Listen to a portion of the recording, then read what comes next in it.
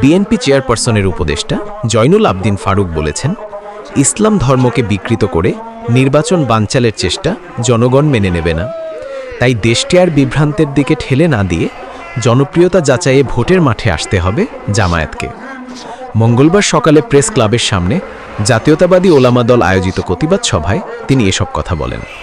জয়নুল আবদিন ফারুক জানান, নির্বাচন না দিয়ে ক্ষমতা আঁকড়ে ধরে রাখার চেষ্টা বিএনপির কোনো নেতাকর্মী সফল হতে দিবে না। জামায়াতকে বন্ধু হিসেবে থাকার আহ্বান জানিয়ে বিএনপির এই নেতা বলেন, কর্মসূচি নিয়ে মাঠে থাকুন, রাজনীতিবিদদের বেহেশতের কথা না বলাই ভালো, রাজনৈতিক বিভেদ সৃষ্টি না করাই ভালো মন্তব্য করে বিএনপি চেয়ারপারসনের এই উপদেষ্টা জামায়াতের উদ্দেশ্যে আরও বলেন, কর্মসূচি নিয়ে মাঠে যান, সাহস থাকলে নির্বাচনে আসুন।